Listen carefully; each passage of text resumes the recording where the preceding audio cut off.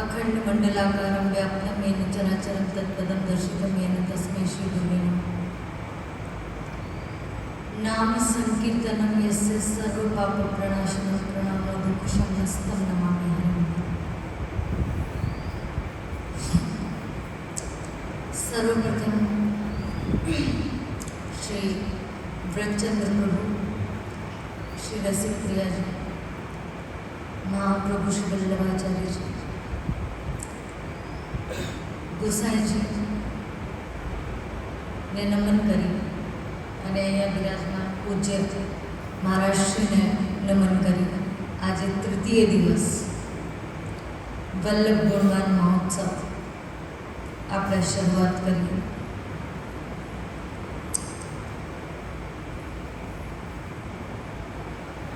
બે દિવસની અંદર ઘણું બધું આપણે શ્રી મહાપ્રભુજી વિશે જાણ્યું।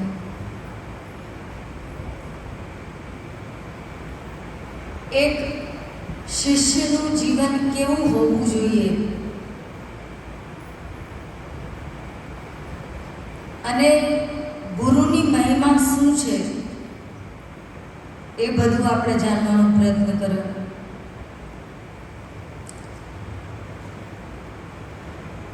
હવે જ્યારે શ્રી મહાપ્રભુજીનો સોનાની અશરફીઓથી અભિષેક કરવામાં આવે છે, એ મહાપ્રભુજી જેવો જ એમના જેવા જ કોઈ જે સાક્ષાત કૃષ્ણ સ્વરૂપ છે એવું જ કોઈ હોઈ શકે જે આટલું બધું ધન અને એના પ્રત્યે કોઈ લાગણી નહીં। 9 વર્ષની ઉંમર જ્યારે શ્રી મહાપ્રભુજીની હતી ત્યારે એમને નિર્ણય લીધો હતો કે હું પૈસાને હાથ લગાડીશ નહીં અને આ જીવન પર્યંત એમને પછી પૈસાને હાથ લગાડ્યો નહીં, ખરેખર ગમે એવી પરિસ્થિતિ।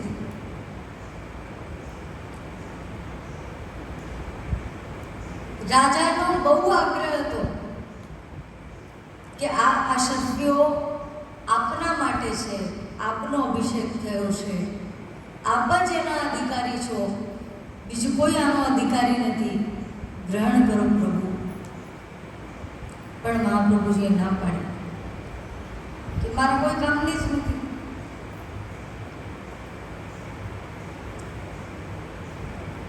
પરંતુ મહાપ્રભુજી માટે તો હવે શું કહેવું, એમને તો એમને જ દિવ્ય દ્રષ્ટિ તો પ્રાપ્ત હતી જ, દિવ્ય દ્રષ્ટિ એમની હતી જ, પ્રાપ્ત હતી એ ગલત થઈ જશે, એમની તો દિવ્ય દ્રષ્ટિ હતી।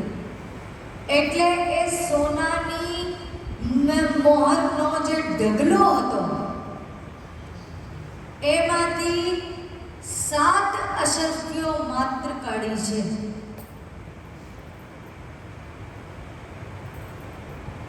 કેટલી?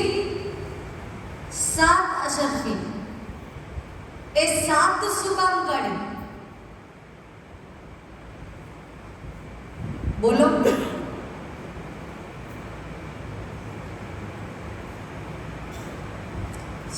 જરૂર શું હતી એમાંથી કાઢવાની? જરૂર શું હતી? જ્યારે લેવું જ નહોતું તો પછી 7 અશરફીઓ શું કામ કાઢી?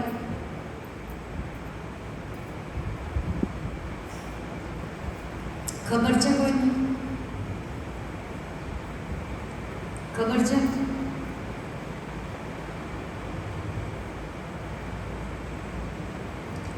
કારણ કે જ્યારે મહાપ્રભુજીએ એ અશરફીઓને જોઈ તો એમને ખબર પડી કે આ 7 અશરફીઓ માત્ર એની અંદર જે છે એ દૈવી દ્રવ્ય છે, બાકી બધો દૈવી દ્રવ્ય નથી. અને એ સીધી લઈને અને આપી દીધી કે લો લઈ જાઓ અને ઠાકુરજીના આભરણ એના કરાવી દેજો, મારા તો કોઈ કામની નથી. અને પછી એ જે કઈ અશરફીઓથી અભિષેક થયો હતો એના 4 ભાગ કર્યા છે અને એ 4 ભાગ કેવી રીતે કોને ક્યાં દાન આપવાનું છે એમાં એ અશરફીઓ આપી દીધી કે ભાઈ દાનમાં આપી દેજો. જે સંગ્રહ ના કરે, જેની સંગ્રહ વૃત્તિ ના હોય એને જ સંત કહેવાય. જેનામાં સંગ્રહ કરવાની વૃત્તિ હોય કે હું બધું ભેગું કરી લઉં, હું બધું મારી પાસે રાખી લઉં, તો પછી એ લોભનું સ્વરૂપ હિરણ્યાક્ષ થઈ જાય.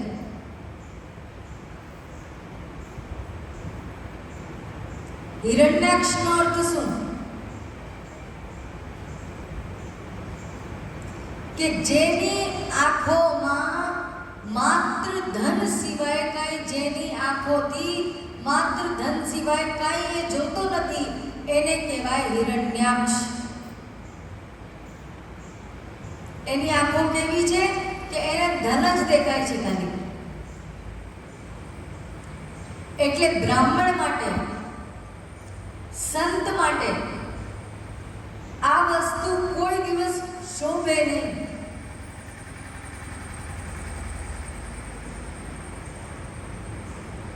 એને જેટલું આપવામાં આવે એ આનંદથી એનો સ્વીકાર કરે. પછી એ ઓછું હોય કે વધારે હોય એ ના જુએ. એને જ સાચો સંત અને બ્રાહ્મણ કહેવાય.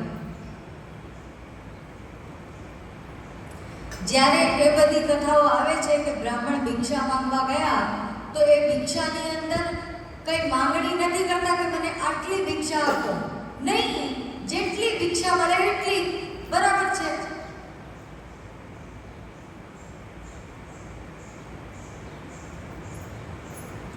એટલા માટે આ બધી વસ્તુ આપણે જીવનમાં ધ્યાન રાખવાની છે. જે કોઈ સાચો બ્રાહ્મણ, તપસ્વી બ્રાહ્મણ હશે, સાચો સંત હશે, તમે એને 100 રૂપિયા આપશો તો એ પ્રેમથી સ્વીકાર કરી લેશે. એમ નહીં કે બેન 500 આપો ને. અને જો એમ કે એનો અર્થ છે કે એને હજી પોતાના સ્વરૂપને સમજ્યો જ નથી.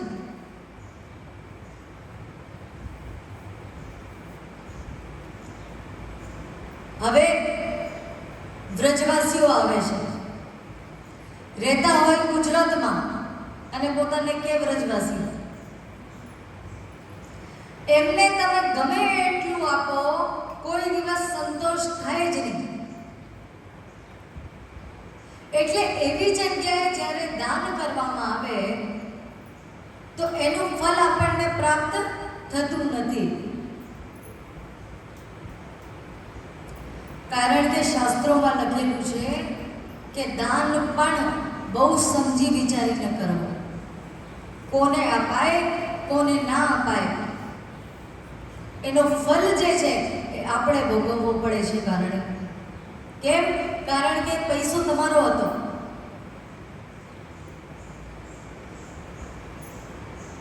હવે એક બ્રાહ્મણ નિત્ય સવારમાં આવે છે અને ઘરમાંથી ભિક્ષા માંગે, પૈસો ભેગો કરે, એનાથી માછલી પકડવા માટેના બધા સાધનો ભેગા કરે અને પછી માછલી પકડે અને એને મારીને અને વેચવા માટે બજારમાં મોકલી દે.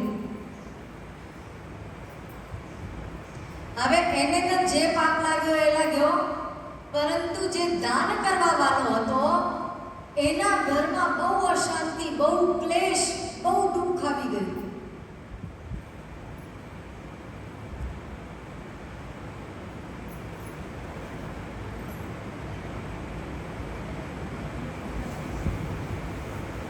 શું કરવું છે?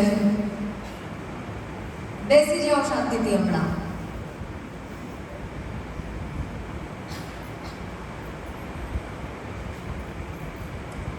એટલે એ એક સંત એના ઘરે આવે છે. એને પ્રશ્ન કરે છે કે પ્રભુ, મેં તો એવું સાંભળ્યું છે કે દાન કરવાથી ઘરમાં સુખ, શાંતિ, નિરોગી, રોગ ના આવે ઘરમાં, આવી રીતનું વાતાવરણ રહે. પરંતુ હું એટલું બધું દાન કરું છું અને તોય મારા ઘરમાં કેમ અશાંતિ છે? વારંવાર રોગ આવી જાય છે, બીમારીમાં પૈસો જાય છે. તો સંતે આંખ બંધ કરીને જોયું અને કીધું કે તે જેને પણ દાન આપ્યું છે એને તારા પૈસાનો સદુપયોગ કર્યો નથી. એને એ પૈસાનો દુરુપયોગ કર્યો છે, જીવ હત્યા માટે કર્યો છે. એટલા માટે તારી આ પરિસ્થિતિ છે. અદત્ત દાનાત ભવેત દરિદ્રી, સુપાત્ર દાનાત ભવેત ધનાઢ્યઃ. કે જે દાન આપવાને યોગ્ય ના હોય એને જો તમે દાન આપો તો તમે દરિદ્રી થઈ જશો, શાસ્ત્રોના વચન છે. અને જો સુપાત્રને, જેને આપવા જેવું હોય એને જો દાન કરશો તો તમારા ઘરમાં શાંતિ, સુખ અને ધનના ભંડાર ભરી જશે. એટલું બધું ઠાકોરજી તમને આપશે. પછી અભિષેક પછી રાજાએ શ્રી મહાપ્રભુજી જોડે દીક્ષા લીધી, કંઠી લીધી અને બહુ સુંદર પ્રશ્ન શ્રી મહાપ્રભુજીને કર્યો છે કે પ્રભુ, હવે મારું કર્તવ્ય શું છે એ મને બતાવો.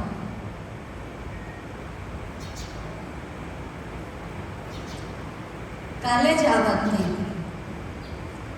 કે જ્યારે તમે તમારું ઉદ્ધાર કરવા માંગતા હો, તમારું કલ્યાણ કરવા માંગતા હો, તો હૃદયમાં પ્રશ્ન તો ઉત્પન્ન થવા જ જોઈએ.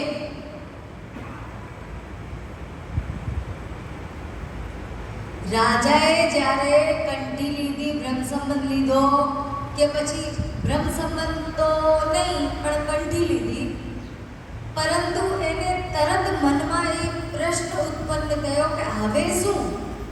એની આગળ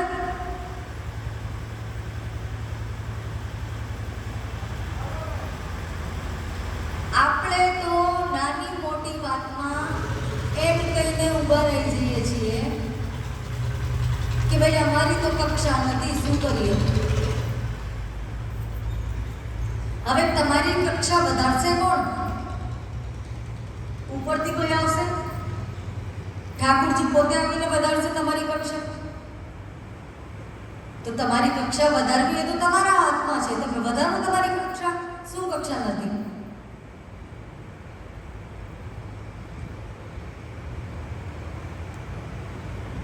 કરો, નિત્ય સત્સંગ કરો, પ્રભુની સેવામાં વધારો કરો.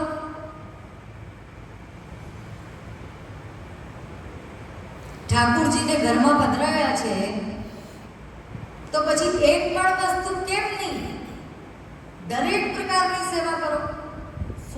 સેવા કરો, ઠાકોરજીની બીડી જ્યાં રોગાવાની હોય પાનની સેવા કરો, ઠાકોરજીના શૃંગારની સેવા કરો, ઠાકોરજીના વસ્ત્રોની સેવા કરો, ઠાકોરજીના વિવિધ પ્રકારના જે સમય અનુસાર સાજ ધરાવવામાં આવે છે એની સેવા કરો,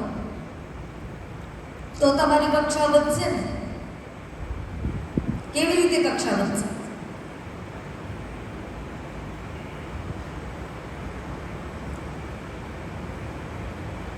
મહાપ્રભુજીની પાસે જ્યારે શિષ્યો બેસતા તો કોઈ દિવસ આવી રીતે ચૂપચાપ નહીં, મૂંગે મોડે નહીં,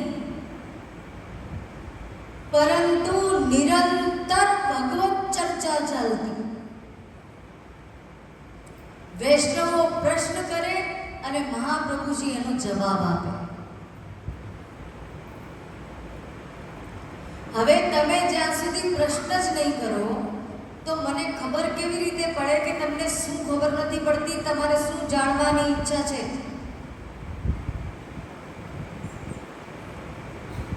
અને મહાપ્રભુજી એટલા સરળ, એટલા ઉદાર સ્વરૂપ હતા કે જ્યારે એ પૃથ્વી પરિભ્રમણ કરતા ત્યારે બધા વૈષ્ણવો તો હતા નહીં. કોઈ પણ જીવ આવે તો એને બાજુમાં બેસાડીને, પોતાની બાજુમાં બેસાડીને અને પ્રેમથી એના દરેક પ્રશ્નનો જવાબ એને આપતા. અને અત્યારે કેવી પરિસ્થિતિ થઈ ગઈ છે કે ભાઈ તમારે જો કોઈ વલ્લભકુલને મળવું હોય તો તમારે બહાર બેસીને કલાક 2 કલાક તો પહેલા રાહ જોવી પડે. પછી એ પધારે તો પધારે અને ના પધારે તો ના પણ પધારે.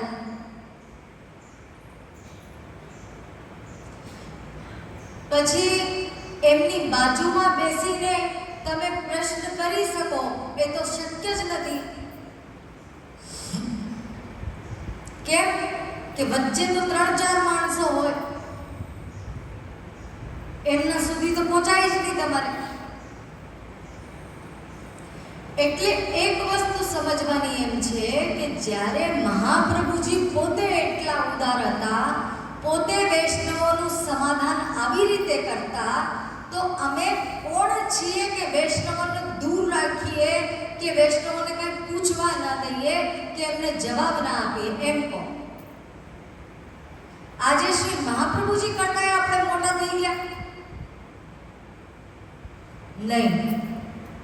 પછી જ્યારે રાજાએ પોતાનું કર્તવ્ય પૂછ્યું કે હવે મારે શું કરવાનું છે, તો શ્રી આચાર્ય ચરણ બહુ સુંદર ઉપદેશ આપે છે, આજ્ઞા કરે છે કે જુઓ, વૈષ્ણવનું સૌથી પ્રથમ કર્તવ્ય છે કે તિલક અને કંઠી ધારણ કરવી. પુરુષોને અત્યારે સમાજમાં એવું થઈ ગયું છે કે શરમ આવે છે તિલક કરવા.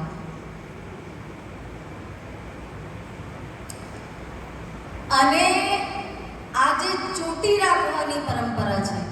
આ પણ હું તમને કહી દઉં કે આ માત્ર બ્રાહ્મણ માટે નથી, આ સમજી લેજો.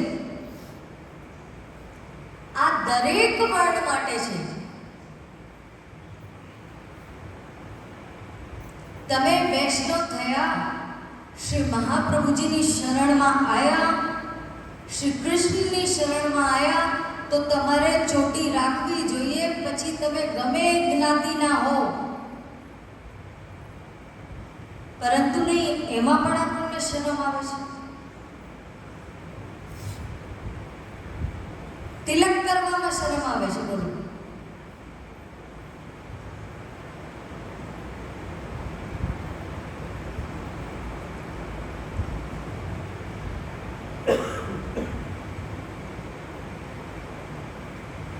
ઠાકોરજીની સન્મુખ જ્યારે કોઈ વિધવા સ્ત્રી પણ હોય અને એ જો જાય ઠાકુરજીની સન્મુખ, તો એને પણ ચાંદલો લગાવીને ચાંદલો કરીને પછી જવું જોઈએ. આ નિયમ છે શાસ્ત્રોનો.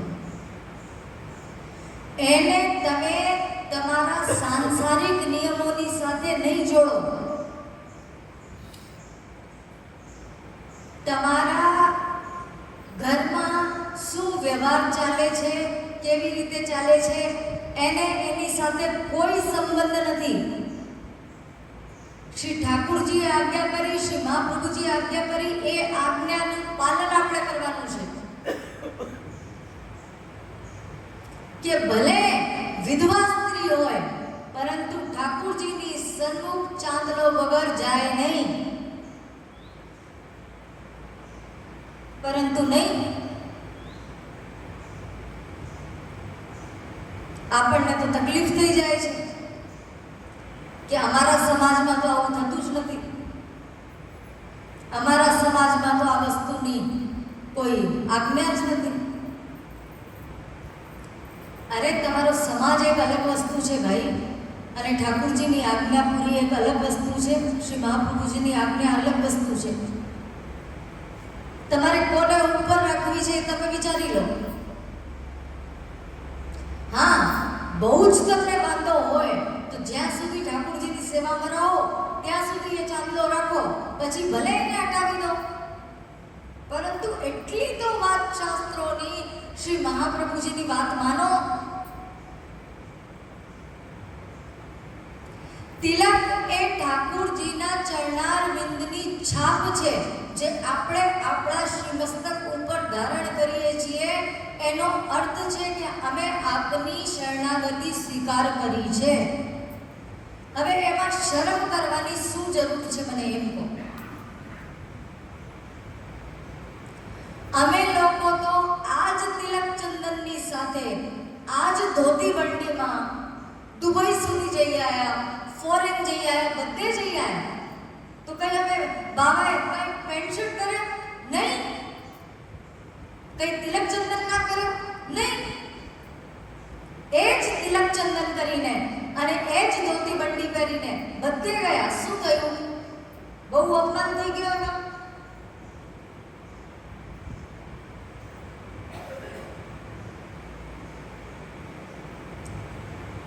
પરંતુ જે દિવસે બ્રહ્મ સંબંધ થયો, તમે 5 મિનિટ પણ સામે બેસીને કોઈ પ્રશ્ન કર્યા નથી કે હવે મારો શું કર્તવ્ય છે. બ્રહ્મ સંબંધ થાય એટલે ચંપસ કરીને સીધા ઘરે.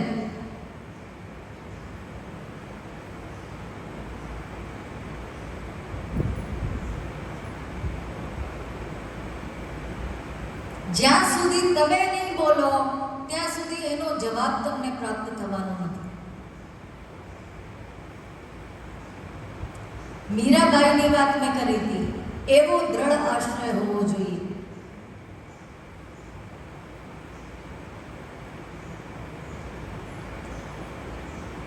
કે મીરા જ્યારે વિધવા થઈ ગઈ ત્યારે બહુ નાની ઉંમર હતી. એટલે બધા લૌકિક લોકો છે એ કહે છે કે ભાઈ તારી નાની ઉંમર છે અત્યારે, તું શું કરીશ, બીજું લગ્ન કરી લે.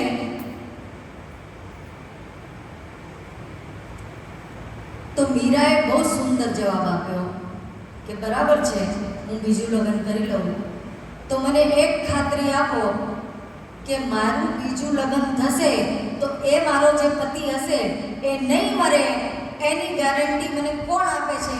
તો હું બીજા લગ્ન કરું. એક વાત.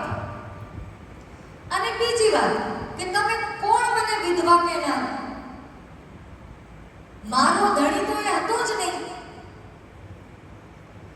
મારો પતિ તો એ દ્વારકાધીશ છે, અને એ જ્યાં સુધી છે ત્યાં સુધી તમે મને વિધવા કહી જ નથી શકતા. તો પછી મને વિધવા શું કામ કહો છો? એટલો જ્યારે દ્રઢ આશ્રય હોય, આ પુષ્ટિ માર્ગની અંદર માત્ર શ્રી મહાપ્રભુજીએ પ્રગટ કરી છે પ્રેમ લક્ષણા ભક્તિ. પ્રેમ લક્ષણા ભક્તિનો અર્થ સમજો કે સુદૃઢ અને સર્વતો અધિક સ્નેહ જેની જોડે થઈ જાય ત્યારે એ ભક્તિ કહેવાય. સુદૃઢ એટલે કે ગમે એવી પરિસ્થિતિ થાય, આ સંસારમાં ધારો કે પ્રલય આવી જાય, બાળ આવે કે વાવાઝોડું આવે કે ગમે થાય, પણ એ વસ્તુ અડીગ રહે, હલે નહીં, એને કહેવાય સુદૃઢ. અને સર્વતો અધિક એનો અર્થ છે કે એક વખત જેની પ્રત્યે આકર્ષણ થઈ ગયો પછી કોઈ પણ વસ્તુ આપણને આકર્ષિત ના કરી શકે, એ સર્વતો અધિક.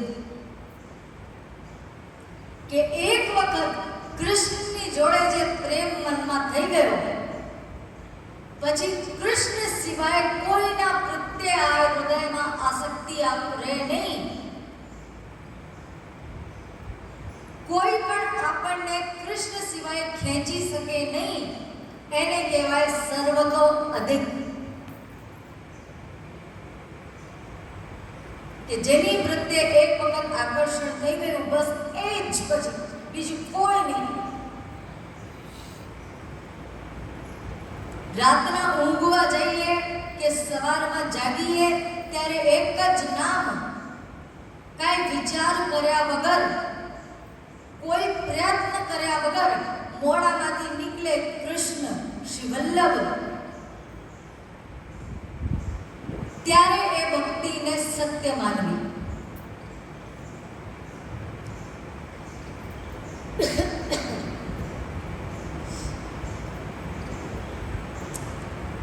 એટલે શ્રી મહાપ્રભુજી રાજાને આજ્ઞા કરે છે કે ભાઈ તમે શરણમાં આવ્યા છો, પ્રભુની શરણમાં તમે આવ્યા છો, તો તમારે કંઠી અને આ તિલક જે છે એ ધારણ કરવું જોઈએ. આ શરણાગતિનો એક પ્રકાર છે કે ભાઈ તમે પ્રભુની શરણાગતિ સ્વીકાર કરી, એનો એક પ્રકાર છે. એના પછી બીજું શું કરવું જોઈએ?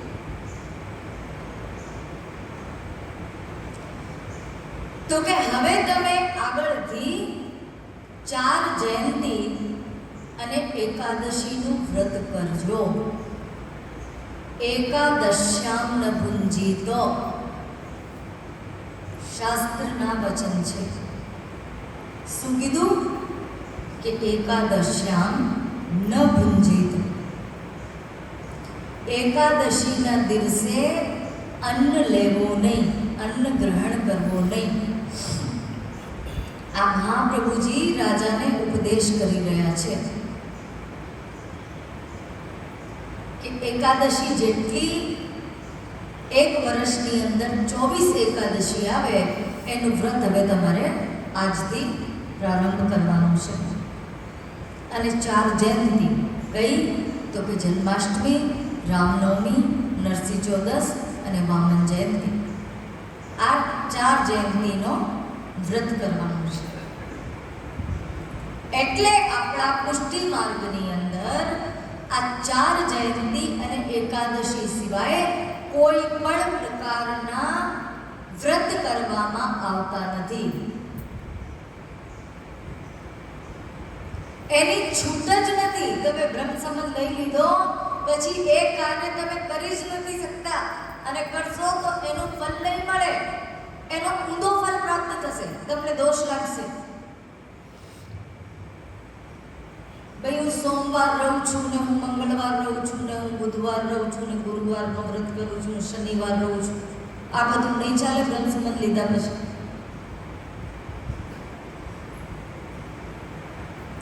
પણ હવે વૈષ્ણવોને તો શું સમજાવવું અને કેટલું કહેવું? જ્યારે નાની નાની વાતો નથી માનતા તો મન ઉઠી જાય છે ઘણી વખત કે આ વૈષ્ણવોને કહેવાથી સમય બરબાદ થઈ રહ્યો છે એમ લાગે છે.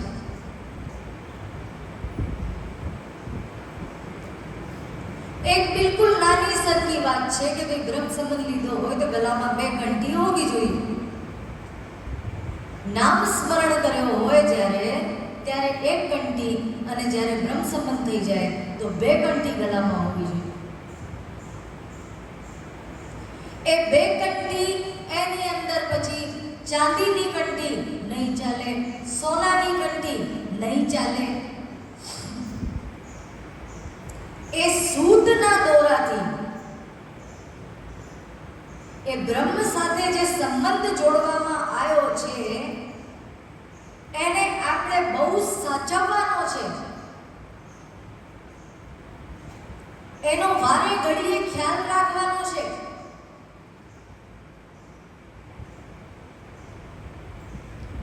એટલે જે દોરો હોય એની અંદર જે તુલસી પરોવાયેલી હોય એ તુલસીની કંઠી પહેરવાની છે. એ બે કંઠી પહેરવાની છે. એનું મહત્વ છે. અને એની જ આજ્ઞા મહાપ્રભુજીએ કરી છે. હવે આપણે શું કરીએ છીએ? એક કંઠી પહેરી લીધી ચાંદીની અને એક કંઠી સૂતની દોરાની, અને કે મેં તો બે કંઠી પહેરી છે.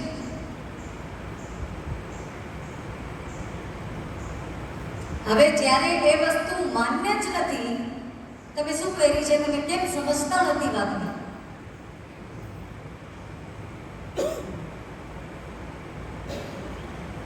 સ્ત્રીઓ જ્યારે માસિક ધર્મમાં થાય,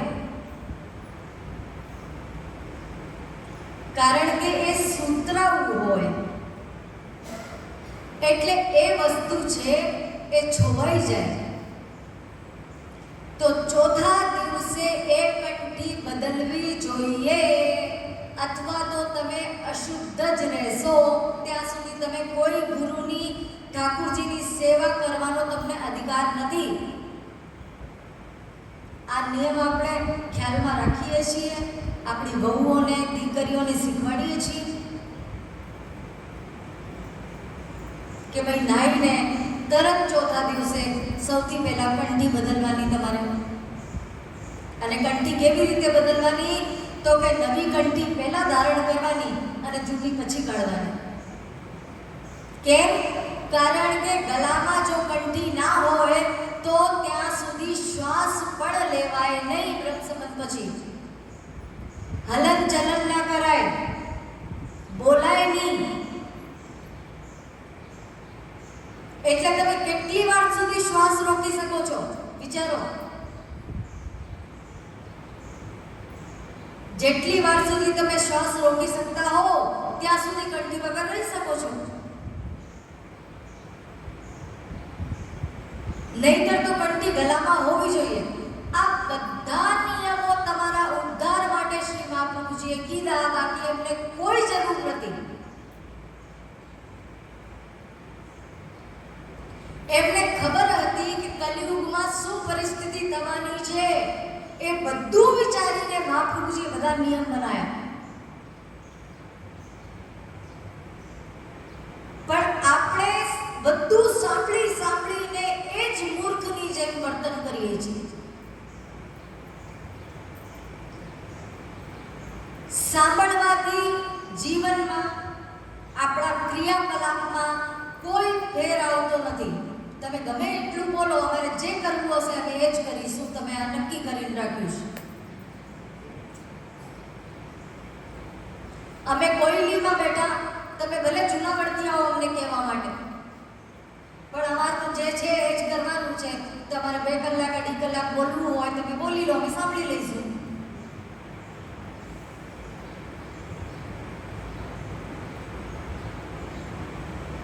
હવે આપણે જ્યારે આ લૌકિક જીવનમાં છીએ તો મહાપ્રભુજીની દૃષ્ટિ કેટલી દૂર દૃષ્ટિ જેને કહેવાય, કે દૂરનું વિચારીને, કે આગળ શું થશે એ વિચારીને શ્રી મહાપ્રભુજીએ આજ્ઞા કરી કે ભાઈ 2 કંઠી ધારણ કરો. કેમ? કારણ કે આ જીવ જે છે એ ક્ષણમાં લૌકિક છોડી શકશે નહીં. અને લૌકિકની અંદર તમારે કોઈના ઘરે જવું પડે, એના ઘરમાં કદાચ બધા વૈષ્ણવ ના પણ હોય, ત્યાં તમારે કંઈક લેવું પડે, જલપાન કરવું પડે, નાસ્તો કરવો પડે, કદાચ ભોજન કરવું પડે, તો તમારા ગળામાં જે બેકંઠી હોય તો એ જે તમે ખાઓ, એ જે કાંઈ પણ તમે લો, એ ઠાકુરજીનું પ્રસાદી થઈને અંદર જાય. એટલા માટે શ્રી મહાપ્રભુજી આજ્ઞા કરી કે કાયમ બેકંઠી ગળામાં ધારણ રાખવાની, કોઈ દિવસ કંઠી વગર શ્વાસ પણ લેવાની નહીં.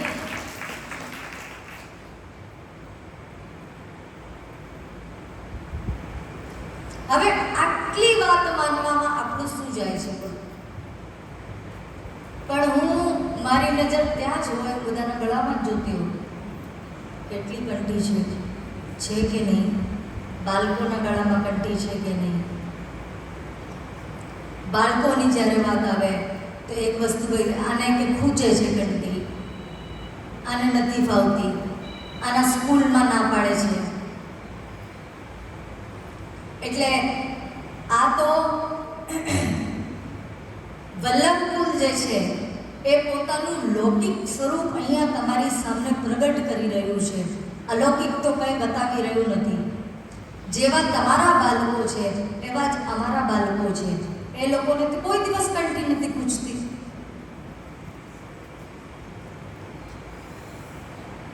એ લોકો તો કાયમ 24 કલાક માટે પહેરી રાખે છે. તમારા બાળકોને જ ખૂંચે છે કે આ તો કાઢી જ નાખે છે, આ તો પહેરતો જ નથી, ગમે એમ કરીને પહેરાવીએ. તમારા જ બાળકો, અમારા બાળકો કેમ નથી કાઢતા? એટલે આ બધી ખોટી વાતો છોડીને અને ધર્મનું આચરણ કરવાનું શરૂ કરો.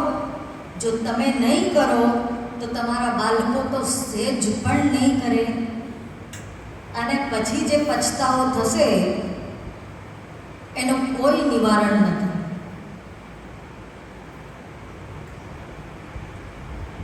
આપણને જોઈને આપણી પ્રજા જે છે, આપણા બાળકો જે છે એ જ કરે છે જે આપણે કરીએ છીએ.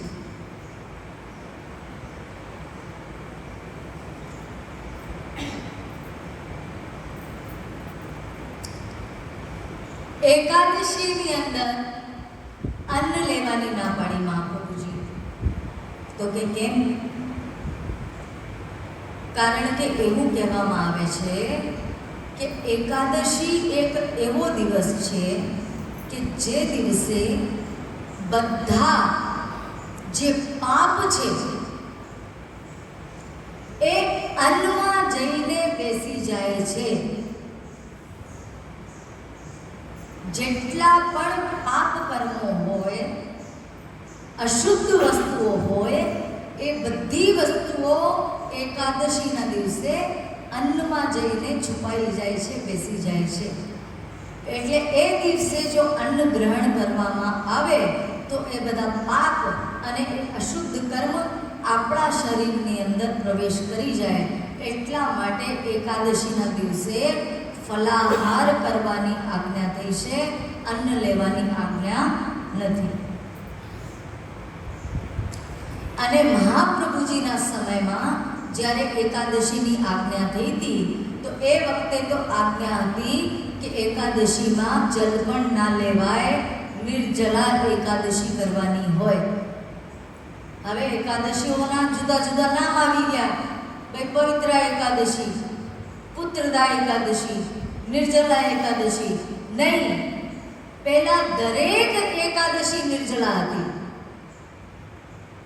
કે એકાદશીનું વ્રત એનું અર્થ કે જલ નહીં, એ દિવસે જલ પણ નથી લેવાનું, નિર્જલા જ કરવાની છે.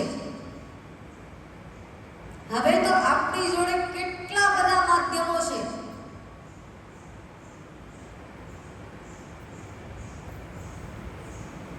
એની અંદર પણ પ્રકાર આપ્યા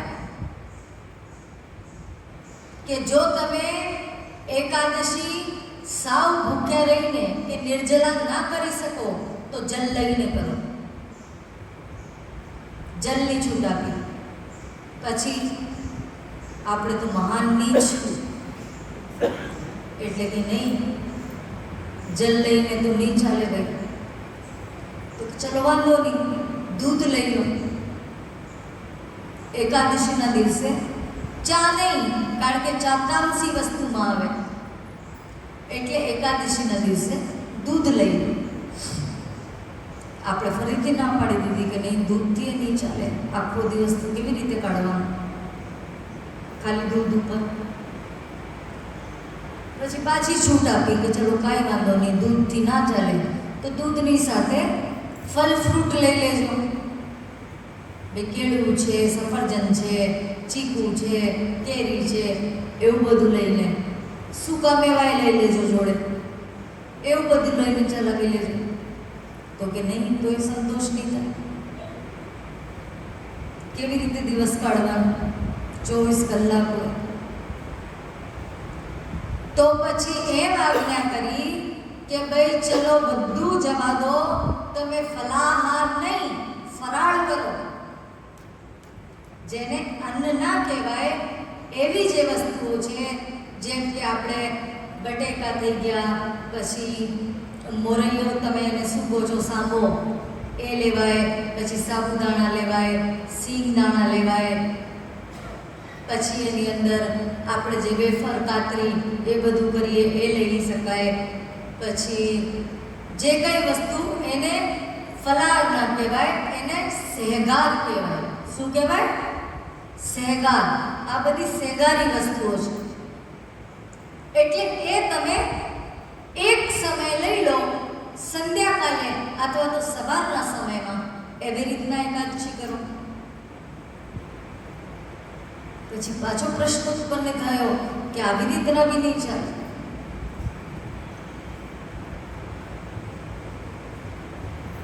બે ટાઈમ તો જોઈશે જ. તો એની પણ આજ્ઞા આપી દીધી કે બે ટાઈમ લો, પણ અન્ન તો નહીં જ. તો આપણને મજા આવી ગઈ કે હા, હવે બરાબર છે. હવે રાજગરાનો શીરો, પછી રાજગરાની પૂડી, બટેકાનું શાક, સાથે વેફર કાતરી હોય. એમાં પાછું મજાની વાત એ છે કે આપણે તો ત્યાં સુધી પહોંચી ગયા કે ભાઈ આ એકાદશી માટેના અથાણા અલગ અમે રાખ્યા છે. એટલે એકાદશીના દિવસે અથાણા વગર બી નહીં ચાલે. એ દિવસે અથાણું પણ જોઈએ. એટલે એકાદશી માટે અથાણા પણ હોય.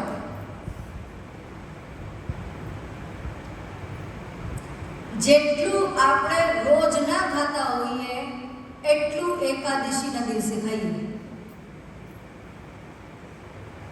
પછી શું થાય? તબિયત ખરાબ.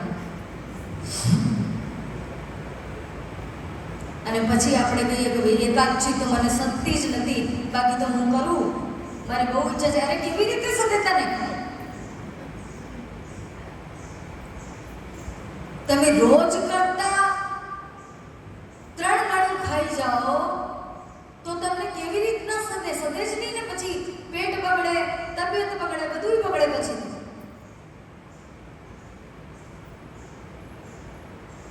એટલે સંયમ જીવનમાં રાખો, નિયમ જીવનમાં રાખો, તમને જ આનંદ આવશે, બહુ આનંદ આવશે.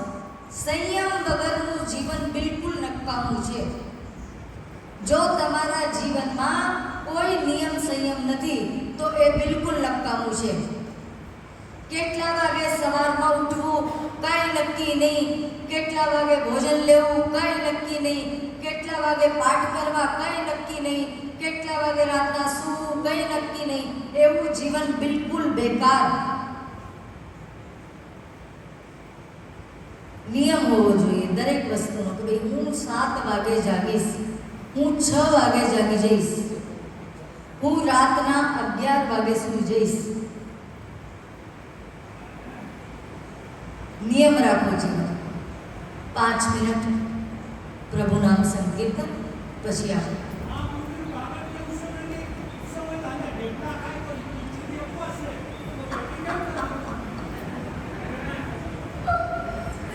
નહીં. જુઓ, મહાપ્રભુજીના ઉત્સવના દિવસે 11 છે, બિલકુલ 11 છે. એટલે એના માટે આજ્ઞા થઈ છે કે શ્રી ઠાકુરજી જે છે એ પૂર્ણ પુરુષોત્તમ છે, એમને એકાદશી નડતી નથી. એટલે ઠાકુરજીને તો બધી ઉત્સવની સામગ્રી ભોગ ધરવાની છે. દાળ, ભાત, પૂરી, શાક, ખીર, શીરો, મોહનથાળ, બુંદી, દરેક વસ્તુ. પરંતુ આપણા માટે શ્રી ઠાકુરજીનું પ્રસાદી, કારણ કે આપણે લઈએ છીએ એટલા માટે આપણા માટે ફલાહારની વસ્તુઓ કરીને અને એક નીચે ચોકી ધરીને એમાં ભોગ ધરવાની, અને આપણે તો ફલાહાર જ કરવાનો છે. પણ શ્રી ઠાકુરજીને બધું રોકાવાનું છે, કારણ કે એ દિવસ આપણા માટે મહામહોત્સવ છે. હા, એ તો પછી તમારે છૂટછાટ તો ગમે એટલી લેવી, છટકબારી તો ગમે એટલી મળી જશે. હવે જેને મોહનથાળ ખાવો જ છે એને તો તમે પકડી જ ના શકો, એ તો ગમે ત્યાંથી ખાઈ જશે.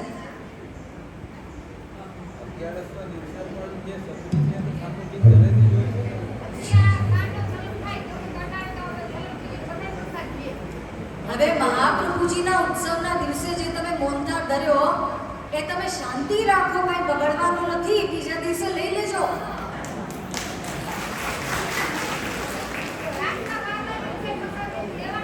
બિલકુલ નહીં, બિલકુલ નહીં. રાતના 12 વાગે કેવી રીતના પ્રસાદ લેવાય?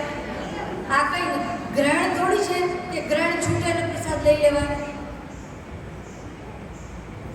આ તો તિથિ છે. જ્યાં સુધી એકાદશીની તિથિ લાગુ પડતી હોય ત્યાં સુધી તમારે કાંઈ પણ ના લેવાય. અને એની અંદર પણ આ 12 વાગે અને આ સમય તો અંગ્રેજી વસ્તુઓ છે, આ તો આપણે માનતા જ નથી. આપણે તો સૂર્યોદયથી દિવસ ગણીએ છીએ, તો 12 વાગે સૂર્યોદય થઈ જાય છે? નહીં, આપણે તો સૂર્યોદયથી દિવસ ગણવાનો છે. અને એમાં પણ શાસ્ત્રો એમ કહે છે કે સૂર્યોદય ધારો કે થઈ જાય, સૂર્યોદયને સમય આપણે જોઈ લીધો ભાઈ મોબાઈલમાં, કેટલા વાગે કાલે સૂર્યોદય છે, તો કે 5:15 વાગે. પરંતુ સૂર્ય ઉદય થઈ ગયો હોય તો પણ અંધારું હોય. ઘણી વખત એવું થતું હોય, ઘણી વખત નહીં, રોજ જ તમે જોજો સૂર્યોદય પછી પણ અંધારું જ હોય છે બહાર. તો શાસ્ત્રોમાં એના માટે લખ્યું છે કે તમારે તમારા 2 હાથ ભેગા કરીને જોવાના, અને હાથમાં જે રેખાઓ છે એ જ્યાં સુધી એ લાઇટની અંદર કે સૂર્યની રોશનીમાં જ્યાં સુધી એ હાથની રેખાઓ સ્પષ્ટ ના દેખાય ત્યાં સુધી તમારે સૂર્યોદય કહેવાય નહીં, અથવા તો કોઈ પણ સૂર્યોદયના કાર્ય કરાય નહીં, કે તમે એકાદશીનું વ્રત તોડી ના શકો. જ્યાં સુધી એ હાથની રેખાઓ સ્પષ્ટ ના દેખાવા લાગે એ અંજવાળામાં, ત્યાં સુધી સૂર્યોદયથી આપણે કોઈ મતલબ નથી. જેમ કે માસિક ધર્મમાં કોઈ સ્ત્રી હોય તો આપણે એમ કહીએ કે કાલે હવે 4 દિવસ થઈ ગયા, વહેલી ઉઠીને તું 4 વાગે નાઈ લેજે. નહીં ચાલે. જ્યાં સુધી એટલું અંજવાળું ના થઈ જાય કે બંને હાથની રેખાઓ સ્પષ્ટ દેખાવા લાગે ત્યાં સુધી એ શુદ્ધ નહીં થાય. નાઈ લે તોય શુદ્ધ નહીં થાય, એટલે એને નવડાવવાનો કાંઈ અર્થ નથી. આ બધી સૂક્ષ્મ વસ્તુઓ બહુ જાણવાની જરૂર છે. અને 12 વાગ્યાથી તો આપણે કઈ લેવું દેવું જ નથી. આ તો અંગ્રેજી વસ્તુ છે. 12 વાગે દિવસ બદલાઈ જાય છે, આપણા માટે નહીં. આ તો મોબાઈલમાં બદલાઈ જાય. આપણા માટે તો સૂર્યોદય જ્યારે થાય ત્યારે જ દિવસ બદલાય, એની પહેલા નહીં. 10 મિનિટ.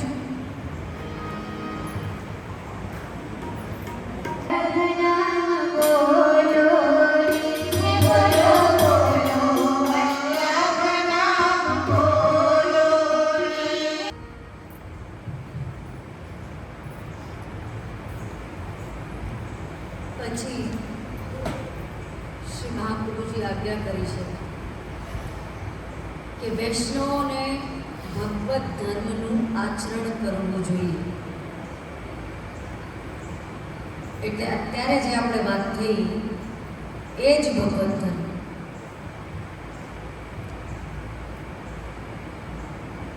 શ્રી આચાર્ય ચરણોના જે વાક્ય હોય એ, ગુરુજનોના જે વાક્ય હોય એ, એનું આચરણ અને ધર્મનું આચરણ સર્વોત્તમ સર્વશ્રેષ્ઠ વસ્તુ જો કોઈ આ સંસારમાં હોય તો એ છે ધર્મનું આચરણ.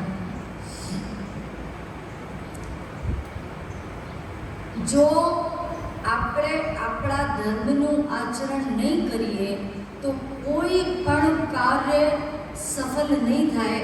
એ કાર્ય આપણા માટે બેકાર છે. સૌથી પહેલા આવે ધર્મનું આચરણ, પછી હરિકથા શ્રવણ.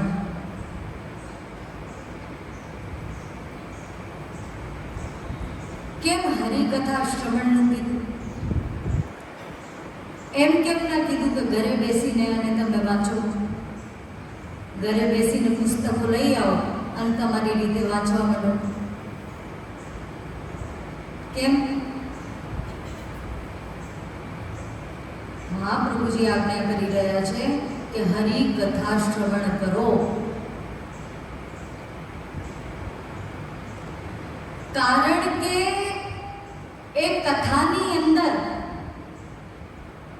જે તત્વ છે એનાથી જે તમારા હૃદયમાં ભક્તિ ઉત્પન્ન થશે એ તમારા ઘરમાં બેસીને વાંચવાથી કોઈ દિવસ ઉત્પન્ન નહીં થાય. એટલા માટે શ્રી મહાપ્રભુજી આજ્ઞા કરી કે કથાનું શ્રવણ કરો, વારંવાર કરો. રાજાને કહી રહ્યા છે કે તમારે કથા શ્રવણ કરવાની છે.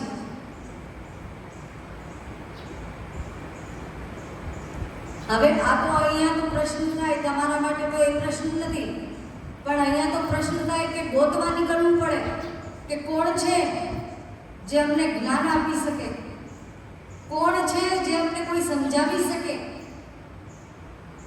અમારે કૃષ્ણ વિશે જાણવું છે, મહાપ્રભુજી વિશે, ગુસાઈજી વિશે જાણવું છે. કોણ છે સમજાવી શકે? રાજાને તો આ બધા પ્રશ્નો હતા. ક્યાં શોધવા જાય સંતોને? કારણ કે મહાપ્રભુજી તો પાછા પધારવાના હતા. તો હવે હરિકથા શ્રવણ ક્યાંથી કરે? એના માટે તો બહુ મોટો પ્રશ્ન હતો. તમારા માટે તો બહુ સહેલું છે.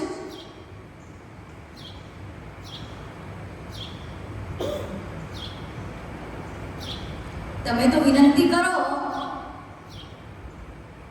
કે જે ફરીથી આવતા મહિને ફરીથી 2 દિવસની 3 દિવસની આવી રીતની શિબિર રાખો તો અમને કંઈ સાંભળવા મળે, કંઈ જાણવા મળે, આ કથા શ્રવણ કરવા મળે તો બહુ સારું. પણ નહીં, તમારી જોડે સાધન છે એનો ઉપયોગ જ તમને કરતા નથી આવડતું તો પછી કોઈ તમારું ભલું કેવી રીતે કરે?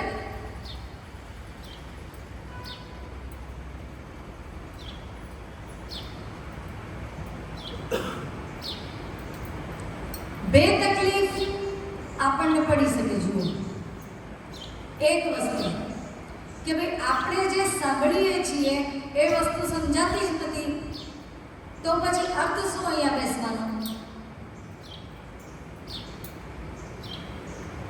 અથવા તો કે જે તમે કહો છો, જે તમે અમને સમજાવવા માંગો છો એ એટલું મુશ્કેલ છે કે અમે અમારા જીવનમાં ઉતારી જ નથી શકતા તો પછી સાંભળવાથી અર્થ શું?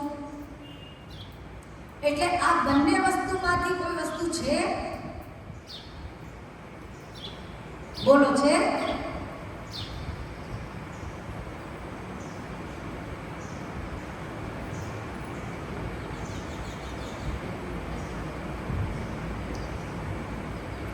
શ્રી મહાપ્રભુજીના દર્શન, સાક્ષાત કૃષ્ણ શ્રી મહાપ્રભુજી પોતાના શિષ્ય જોડે એક વનમાં પધારે છે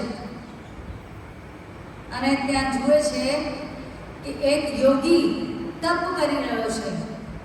કેવી રીતે? તો કે એક હાથ ઉપર કરી રાખ્યો છે અને એક પગ ઉપર ઊભો છે અને એનું શરીર જે છે એ બિલકુલ ક્ષીણ થઈ ગયો છે. હવે મહાપ્રભુજીની સાથે જે સેવક હતા એ એને પૂછે છે કે આવા વનમાં તમે એકલા અને આવું અસાધ્ય તપ કરી રહ્યા છો, કોના માટે? શું જોઈએ તમારે? તો એ કહે છે કે હું આજનો નહીં, 2 યુગ વીતી ગયા, 2 યુગથી હું આ તપશ્ચર્યા કરી રહ્યો છું શ્રી ઠાકુરજીના દર્શન માટે.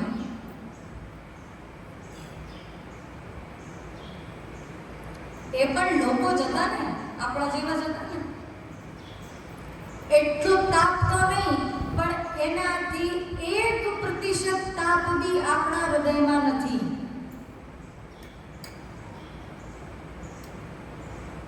ભગવત દર્શનની, ભગવત પ્રાપ્તિની, ગુરુની સેવાની, પ્રભુની સેવાની કોઈ ઈચ્છા આપણા મનમાં ઉત્પન્ન થતી જ નથી. આપણે સૌથી પહેલા આપણા શરીરનું સુખ જોઈએ, પછી ઘરનું, ઘરવાળાનું, બધાનું સુખ જોઈએ, બાળકોનું સુખ આપણે જોઈએ. અને જ્યારે ખબર પડી કે આવી રીતના તપશ્ચર્યા કરી રહ્યો છે તો સેવકે જઈને તરત શ્રી મહાપ્રભુજીને વિનંતી કરી કે પ્રભુ, એવો એક યોગી તપસ્વી ત્યાં છે અને પ્રભુના દર્શન માટે 2 યુગથી આવી રીતના તપશ્ચર્યા કરી રહ્યો છે. તો શ્રી મહાપ્રભુજીએ તરત જઈને એને પૂર્ણ પરમેશ્વરના સ્વરૂપમાં પંચેશ્વર ત્યાં કહેવામાં આવે છે, ત્યાં શબ્દ લખ્યો છે પંચેશ્વર, પણ આપણે એને પૂર્ણ પરમેશ્વર જ સમજીએ. પૂર્ણ પરમેશ્વરના સ્વરૂપમાં શ્રી મહાપ્રભુજીએ એને દર્શન આપ્યા છે અને શ્રી મહાપ્રભુજીના દર્શન કરતાની સાથે એનું દેહ જે હતું એ દિવ્ય થઈ ગયું અને વનમાં પ્રભુનું નામ લેતા લેતા વિચરણ કરવા લાગ્યા. એવું સામર્થ્ય છે મહાપ્રભુજીની અંદર. પછી શ્રી મહાપ્રભુજી કહે છે કે ભાઈ, હરિકથા વારંવાર સાંભળો. જ્યાં સુધી તમે કથા નહીં સાંભળો ત્યાં સુધી તમારા હૃદયમાં ભક્તિ ઉત્પન્ન નહીં થાય. એટલે શ્રવણ કરો, સાંભળવાની ટેવ પાડો.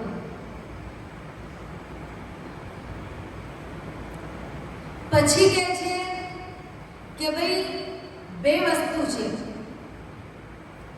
કે એક, જે પાપ કરનાર લોકો હોય એ, અને બીજા જે પ્રભુમાં અને ગુરુમાં ના માનતો હોય એ. આવા 2 વ્યક્તિઓથી દૂર રહેવાનો પ્રયત્ન કરો.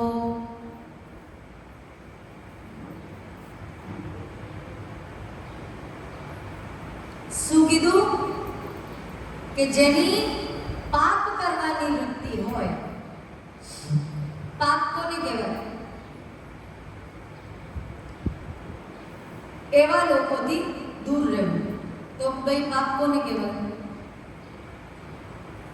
બહુ અસત્ય બોલતો હોય, બહુ ખોટું, દરેક વાતમાં ખોટું બોલતો હોય એ.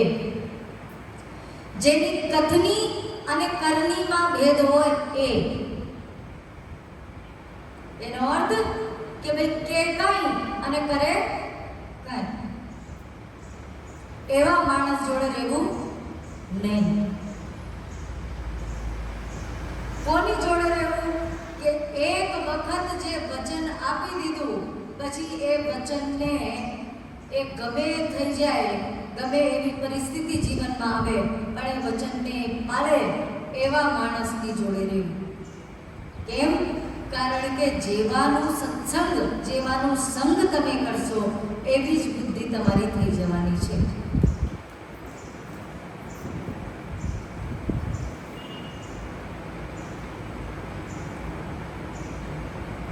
દરેકના ઘરમાં જઈને અન્ન જળ ગ્રહણ નહીં કરવાનો એનું કારણ શું છે? એનું કારણ શું છે? કોઈ એવા વ્યક્તિ જે લોકો દુષ્કર્મોથી, ખરાબ કર્મોથી પૈસો કમાવે છે, ખરાબ કાર્યો કરીને પૈસો કમાવે છે, અને એના ઘરે જઈને જ્યારે તમે ભોજન લો છો તો તમારી બુદ્ધિ બગડ્યા વગર રહે નહીં. એના કરતા શાસ્ત્રકાર લખે છે કે એના ઘરનું અન્ન લેવું, એના ઘરનું જલ લેવું, એના કરતા બહાર તમે પૈસા આપીને અને કોઈ વસ્તુ ખરીદીને એ ખાઈ લો તો એટલો પાપ નહીં લાગે જેટલું પાપ એના ઘરની વસ્તુ ખાવાથી તમને લાગશે. કેમ? કારણ કે જ્યાં આપણે પૈસો આપી દીધો તો એ વસ્તુ પછી આપણી થઈ ગઈ, એટલે એમાં પાપ લાગશે નહીં. પરંતુ એ જે એના ઘરનું અન્ન જલ છે એ તો એના જ પૈસાનું છે, અને એ જો તમારા અંદર જશે તો તમારી બુદ્ધિને બગાડશે. એટલે એવી વસ્તુઓથી, આવી વસ્તુઓથી દૂર રહો. જે લોકો પાપ કર્મ કરતા હોય એ લોકોથી દૂર રહો, અને તમે પોતે પણ જેટલા પાપ જીવનમાં કરતા રહ્યા છો, કરતા આવ્યા છો, એ છોડવાનો પ્રયાસ કરો. ધીમે ધીમે પ્રયાસ કરો. એક સાથે તો નહીં આપણે છોડી શકીએ, પરંતુ એક એક નિયમ લેતા જઈએ, કારણ કે આયુષ્ય વધતી જાય છે.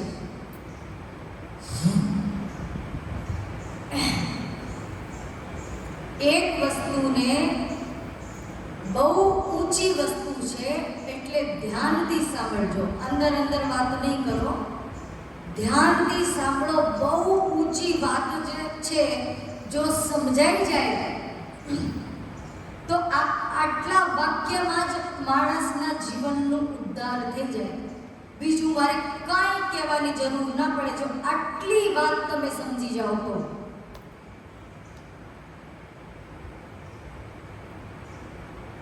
કે આ સંસારની અંદર તમે રહેવા માટે કે વસવા માટે નથી આવ્યા. આ સંસારમાંથી તો ખાલી તમે પસાર થઈ રહ્યા છો, બીજું કાંઈ જ નહીં. દરેક વસ્તુ દરેક ક્ષણમાં બદલાય છે. એ આપણને દેખાતી નથી, પરંતુ દરેક વસ્તુ બદલાઈ રહી છે એક એક ક્ષણની અંદર. સંસાર કોને કહેવાય? કે સંસરતી ગચ્છતિ ઇતિ સંસાર, કે જે સરકતો જાય છે, એક એક મિનિટમાં બદલે છે, એને કહેવાય સંસાર. એટલે આપણે એમ સમજીને રહી ગયા કે આપણે તો અહીંયા રહેવા માટે આવ્યા છીએ, અને આજ આપણી જગ્યા છે, અને આજ આપણું ઘર છે, ને આપણે તો અહીંયા જ રહેવાના છીએ. પણ નહીં, શાસ્ત્રકારો લખે છે કે તમે તો અહીંથી પસાર થઈ રહ્યા છો, ખાલી તમે અહીંયા રહેવા માટે નથી આવ્યા. ક્યારે કોનું સ્ટેશન આવી જાય અને ક્યારે ક્યાં ઉતરી જવું પડે તમને ખબર નથી. એવી રીતના તમારું જીવન જીવો.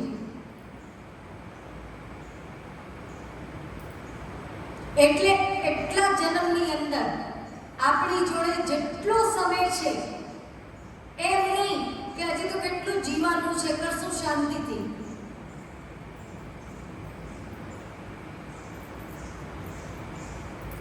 ઠાકુરજી નથી દેખાતા, શ્રી મહાપ્રભુજી નથી દેખાતા, માની લીધું. પણ આ તો મૃત્યુ તો દેખાય છે કે નથી દેખાતી? મૃત્યુ તમને દેખાય છે? 5 વર્ષનું બાળક મરી જાય, 10 વર્ષનું બાળક મરી જાય, 20 વર્ષનું યુવાન મરી જાય, 30 વર્ષના યુવાનને અટેક આવી જાય, આ વસ્તુ તો દેખાય છે ને, તો એ આપણે સમજવા તૈયાર નથી.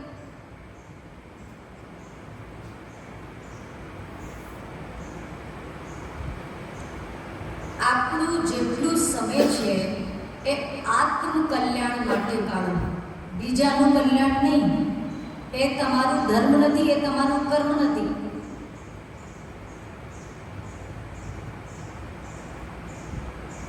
કે તમે બાળકોને સમજાવવા બેસો ને બહુને સમજાવવા બેસો ને દીકરાઓને સમજાવવા બેસો, નહીં. તમે સમજી જાઓ, ખાલી એટલું જ બહુ છે. તમે પોતાનું કલ્યાણ કરો, એ લોકો પોતાનું કરશે. જો તમે એવા સંસ્કારો એમને આપ્યા હશે તો આજે તમે જો અહીંયા પ્રવચન સાંભળવા બેઠા છો તો કાલે તમારા બાળકો આવશે સાંભળવા. અને જો તમે નહીં સંસ્કાર આપ્યા હોય તો નહીં આવે. સીધી વાત છે.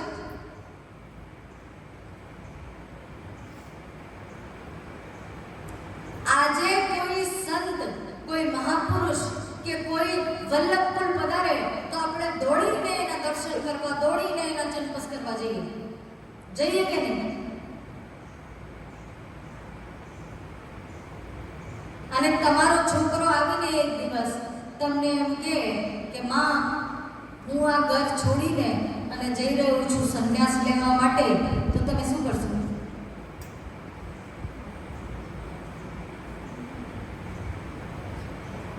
બોલો. કારણ કે કોઈ પણ સંત પુરુષ આવે, કોઈ સંન્યાસી આવે, વલ્લભકુલના બાળકો પધારે તો તમે તો તરત જઈને દોડીને ચંપસ કરો છો એમના ભાઈ.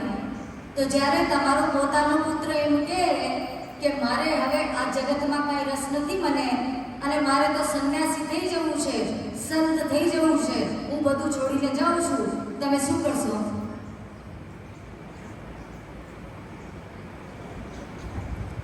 હું તમને પૂછું છું, તમે અંદર અંદર શું જવાબ આપો છો એકબીજાને?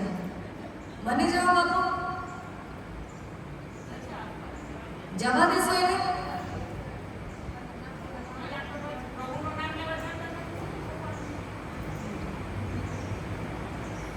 હમણાં જ 5 મિનિટ પહેલા જ મેં આ વાત કરી કે પાપ કરવાથી બચો, પાપ નહીં કરો. અસત્ય બોલવું એ પાપ છે, ખોટું બોલવું એ પાપ કહેવાય. અને તમે હમણાં જ ખોટું બોલવા લાગ્યા.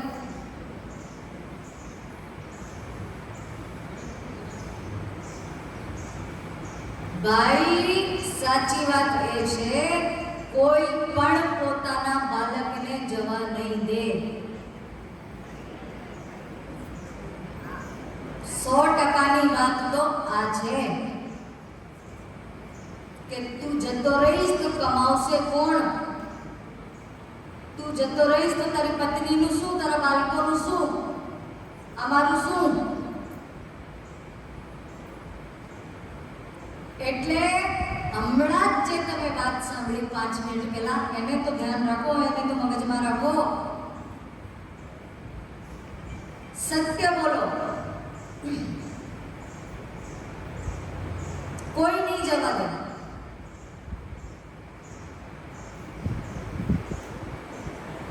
કારણ કે કામ, ક્રોધ, લોભ, મોહ, આ 4માંથી એક વસ્તુ આવે છે, મોહ.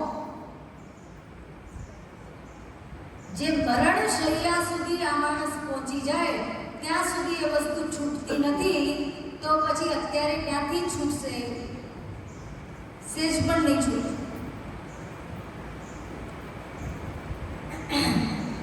પછી આજ્ઞા કરી છે કે આચાર્ય વિમુખ જે લોકો છે, જે ગુરુને નથી માનતા, ગુરુનું પૂજન નથી કરતા, ગુરુનું અર્ચન નથી કરતા, ગુરુની સેવા નથી કરતા, એવા લોકોથી પણ દૂર રહો. કેમ? જેવું સંગ તમે કરશો એવા જ તમે થઈ જશો. એટલે ગુરુ વિમુખ જે હોય, જ્યાં પણ ગુરુની નિંદા થતી હોય, ગુરુ માટે કોઈ અપશબ્દ કહેવામાં આવતા હોય, ત્યાંથી ઊભા થઈને જતા રહો. કારણ કે એ સાંભળવામાં બી તમને પાપ લાગશે. એટલે આપણા મુખથી બોલવાની તો વાત જ નહીં, પણ એ સાંભળવાથી પણ તમને દોષ લાગશે. એટલે ધ્યાન રાખજો કે જ્યાં પણ ગુરુ માટે ખરાબ શબ્દો બોલાતા હોય, ગુરુની કોઈ પણ પ્રકારની નિંદા થતી હોય કે ગુરુમાં લૌકિક ગુણો જોવામાં આવતા હોય તો ત્યાંથી ખસી જવાનું.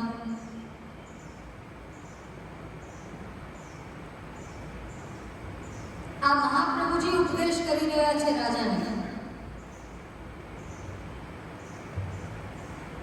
પછી કહે છે કે હવે તમારે ઠાકુરજીનું જે પ્રસાદી હોય એના સિવાય કાંઈ વસ્તુ જીવનમાં લેવાની નથી.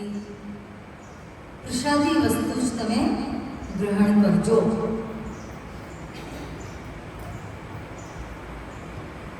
જેને આપણા ત્યાં કહેવાય કે ઉચ્છિષ્ટ ભોજનો દાસ, કે દાસની પરિભાષા શું છે કે જે ઠાકુરજીનું ઉચ્છિષ્ટ, ઠાકુરજીને ભોગ ધરાવીને અને જે એ ભોગ એ સામગ્રી ગ્રહણ કરે છે એને જ દાસ કહેવાય. બાકી જ્યાં સુધી તમે ઠાકુરજીનું કાંઈ પ્રસાદી નથી લેતા તમે દાસ નથી. હવે ઉંમર થઈ ગઈ છે 70 વર્ષ, 80 વર્ષ, હજી સુધી પ્રસાદી તો આપણે ક્યારેય લીધું નથી. કેમ? ઘરમાં ઠાકોરજી બિરાજતા જ નથી. તો શું કરવું? તો ભાઈ હવે તમારી જોડે સમય નથી એટલો બધો વિચારવાનો. હવે જેટલું તમારું આયુષ્ય બાકી છે એને સુધારવાનો પ્રયત્ન કરો. જેના ઘરમાં ઠાકોરજી ના હોય ઠાકોરજી પધરાવો. 3 કલાક, 4 કલાક, 5 કલાકની સેવા કરવાની કોઈ જરૂર નથી. 10 મિનિટની સેવા કરો. શ્રી ઠાકોરજીને માત્ર મિશ્રી અનુભવો, પરંતુ સેવા કરો અને એ પ્રસાદી વસ્તુનું ગ્રહણ કરો. એ જે મિશ્રી ભોગ તમે ધરો છો એ મિશ્રી તમારું જે ભોજન છે એમાં પધરાવીને પછી એ ભોજન ગ્રહણ કરો. એટલી તો મહાપ્રભુજીની આજ્ઞા માનો.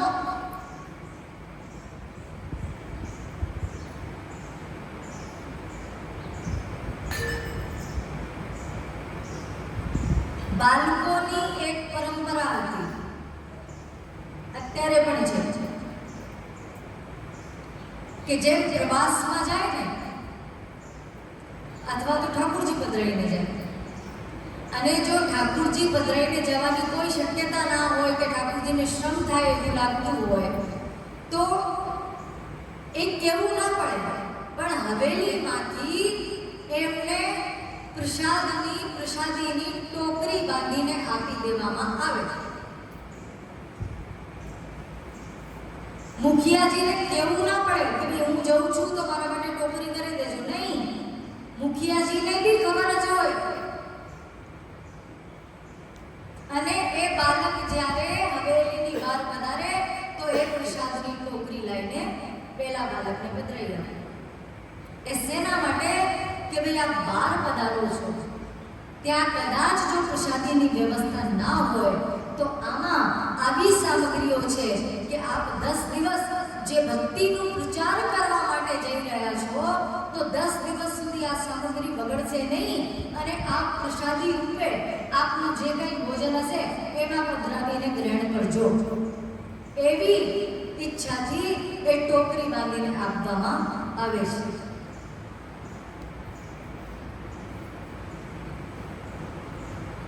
એટલે કેટલું બધું વિચારો, તમે વિચારો કે આપણાથી કોઈ ખરાબ કાર્ય ના થઈ જાય, ઠાકોરજીની અન્ન પ્રસાદી આપણા પેટમાં ના જાય, એટલા માટે એટલું બધું વિચાર શ્રી મહાપ્રભુજીએ કર્યું છે.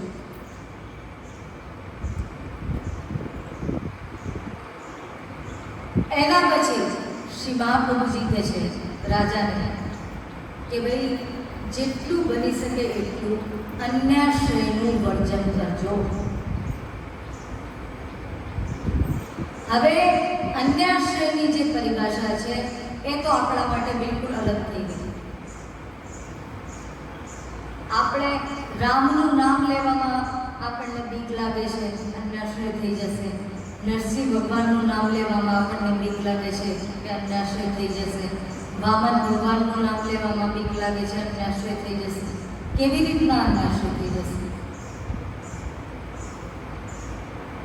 જ્યારે મહાપ્રભુજીએ આજ્ઞા કરી 4 જયંતી કરવાની, તો કાંઈ સમજી વિચારીને કરી હશે ને કે તમને અન્યાશ્રય કરાવવા માટે કરી?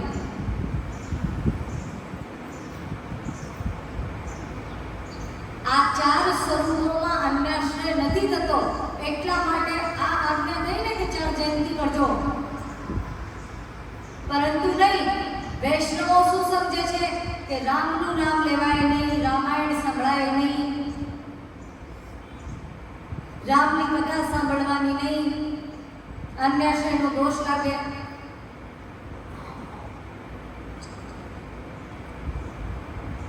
એવું કયો અનન્યાશ્રય તમને સિદ્ધ થયો છે કે તમને અન્યાશ્રયનો દોષ લાગશે? મને એમ કહો. તમને ઘરમાં કામ કરતા, સોતા, જાગતા કોઈ પણ વસ્તુમાં કૃષ્ણ સિવાય કંઈ નથી દેખાતું? એવી પરિસ્થિતિમાં આવી ગયો છે. એવી પરિસ્થિતિ જ્યારે આવી જાય, ત્યારે રામનું નામ લાગે.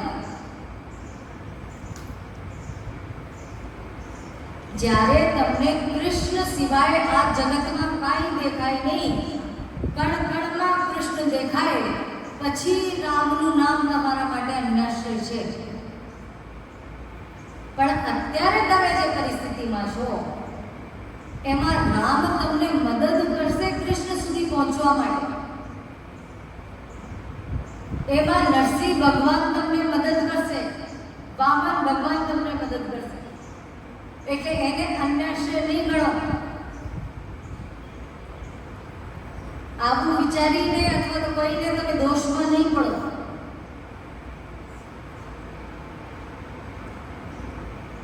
પછી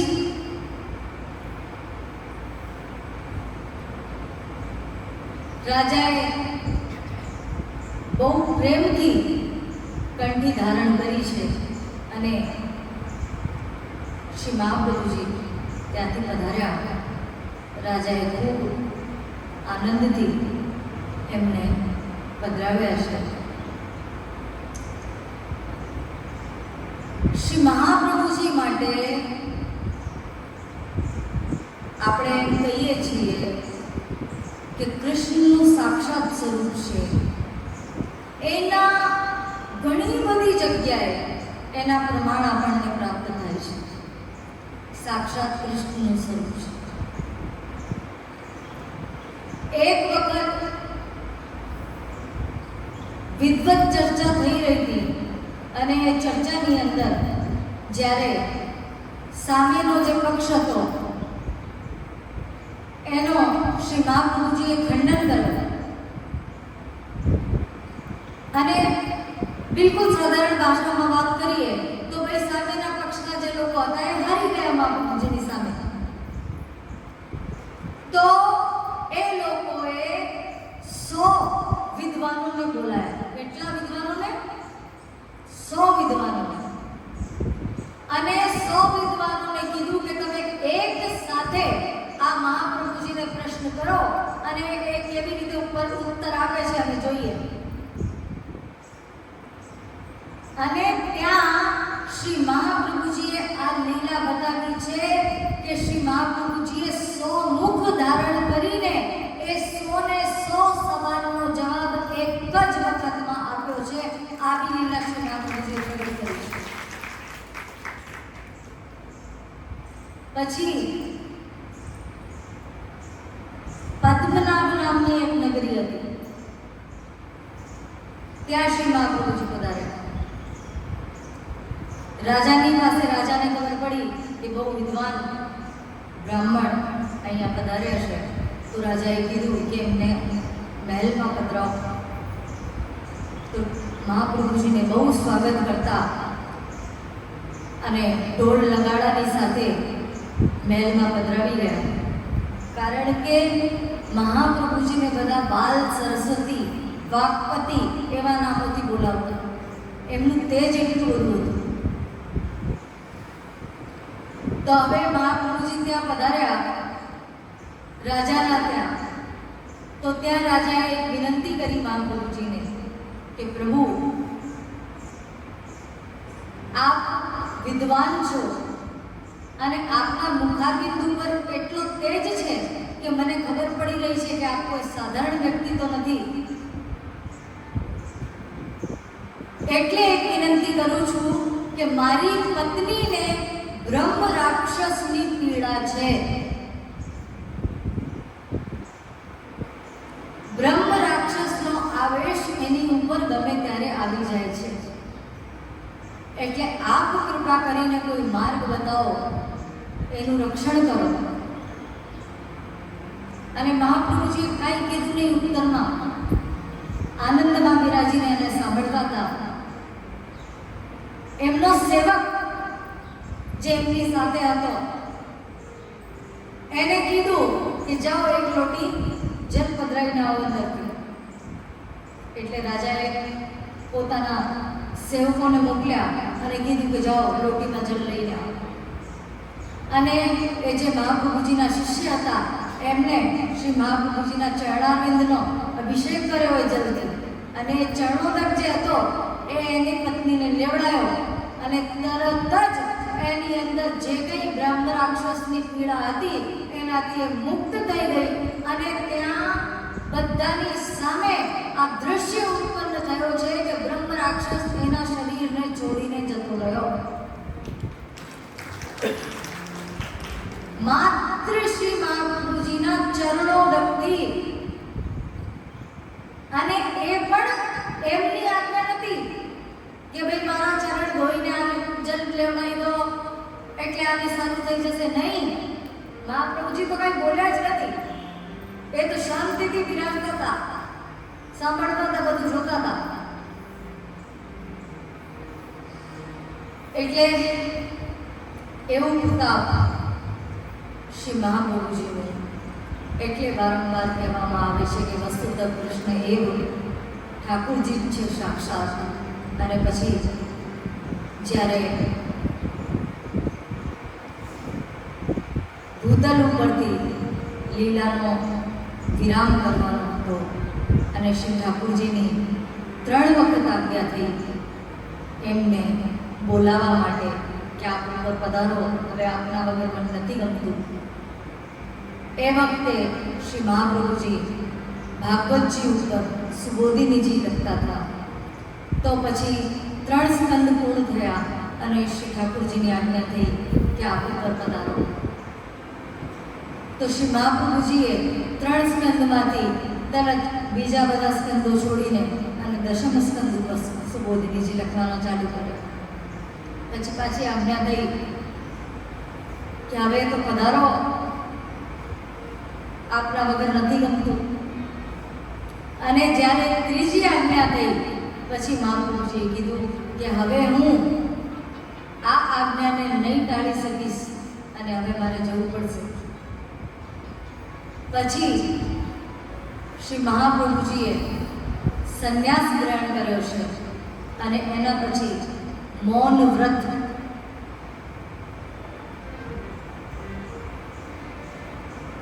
અને જ્યારે આ વાત કાશીમાં એ સમયમાં મહાપ્રભુજી વિરાજમાન હતા, જ્યારે આ વાત એ લોકોને કાશીના લોકોને ખબર પડી કે શ્રી મહાપ્રભુજીએ મૌન ધારણ કર્યું છે, કારણ કે એમને વાકપતિ કહેવામાં આવતા, વાણીના પતિ જેને કહેવાય, આજે એ મૌન થઈ ગયા છે. તો એમના દર્શન કરવા માટે દૂર દૂરથી લોકો આવ્યા અને શ્રી મહાપ્રભુજીએ જલમાં સમાધિ લીધી. ત્યારે ગુસાઈજીને, ગોપીનાથજીને એ લોકોને પણ અતિ દુઃખ અને એમના જે વૈષ્ણવ હતા એ લોકો પણ બહુ દુઃખી થયા કે આવી લીલા શું કામ કરો છો, અમને છોડીને કેમ જાઓ છો, અને કાંઈક તો ઉપદેશ કરો. આપે મૌન વ્રત ધારણ કરી લીધું છે, અમે આપને શું વિનંતી કરીએ. ત્યારે શ્રી મહાપ્રભુજીએ ત્યાં ગંગા કિનારે રેત ઉપર પોતાના શિરસ્તની આંગળીથી શિક્ષા શ્લોકી નામનો ગ્રંથ લખ્યો છે કે પોતાના કુલ માટે ખાસ એમના વૈષ્ણવો માટે જો આ વસ્તુને તમે સમજી જશો તો ક્યારેય તમને આ જીવનમાં કોઈ તકલીફ નહીં પડે અને તમારો ઉદ્ધાર થશે, પ્રભુની પ્રાપ્તિ થશે.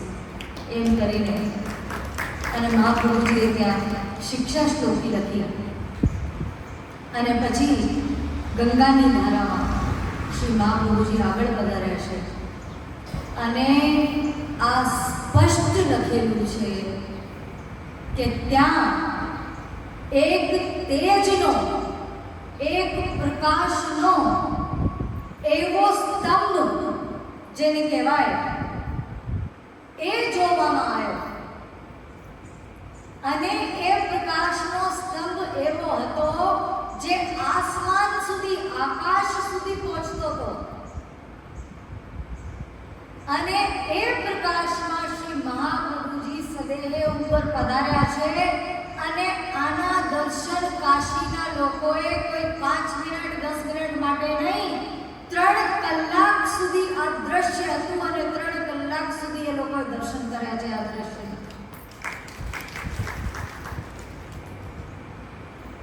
એવું શ્રી મહાપ્રભુજીનું પાવન જીવન ચરિત્ર અને પછી આ લીલા સંવરણ જેને કહેવાય. તો આપણે કેટલી બધી લીલાઓ મહાપ્રભુજીની, કારણ કે જેટલા ગ્રંથો આપશ્રીએ લખ્યા છે પછી હજી તો મહાપ્રભુજીની લીલાઓ બાકી છે. એમની ગ્રંથોની વાત તો પછી આવે, એમની જ લીલાઓ બાકી છે. એમને 84 વૈષ્ણવો કેવી રીતે મળ્યા એ એક વિશેષ, દરેક વૈષ્ણવની એક વિશેષતા છે. એ સાંભળવાની ઘણી બધી વસ્તુઓ બાકી છે. પરંતુ હવે ગમે ત્યારે સમય મળશે, બીજી વખત જો ઠાકોરજી કૃપા કરશે ત્યારે આપણે ક્રમ આગળ લઈશું. કારણ કે દામોદરદાસજી, કૃષ્ણદાસજી કેવી રીતે મહાપ્રભુજીને મળ્યા છે એ પણ એક વિચિત્ર કથાઓ છે અને સાંભળવાનો એટલો આનંદ છે. અષ્ટસખા કેવી રીતે, અષ્ટસખામાંથી 4 સખા હશે મહાપ્રભુજીના અને 4 ગુસાઈજીના. એટલે એ બધી કથાઓ ઘણી બધી છે, કેટલું કહીએ. અને અહીંયા માઇક પણ બરાબર નથી, એનાથી મારું ગળું પણ ખેંચાય છે. એટલે આ 3 દિવસની સુધી તમે લોકોએ બહુ પ્રેમથી, શાંતિથી સાંભળ્યું. આમાંથી જે કંઈ સમજ પડી હોય એને જીવનમાં ઉતારવાનો પ્રયાસ કરજો. તો મારું અહીંયા જે આવું આ કારણ કે ગરમીમાં, એટલી બધી ગરમીમાં, પછી આ સમય પણ થોડો વિચિત્ર હતો. 4 વાગ્યાનો સમય એટલે મારે 3:30 વાગે ત્યાંથી નીકળવું પડે. પરંતુ તમારા જીવનમાં લેશ માત્ર બી જો કંઈ બદલાવ આવે કે ઠાકોરજી પ્રત્યે હૃદયમાં ભક્તિ જાગૃત થાય તો મારું અહીંયા આવવાનું સફળ થઈ ગયું. અને આવી રીતના જ ભક્તિનું પ્રચાર કરવા માટે હું વારંવાર આવવા માટે તૈયાર છું. તમે જ્યારે બોલાવશો હું આવી જઈશ. આજે અહીંયા જ વિરામ કરીએ ઠાકોરજીના નામ સંકીર્તનની સાથે.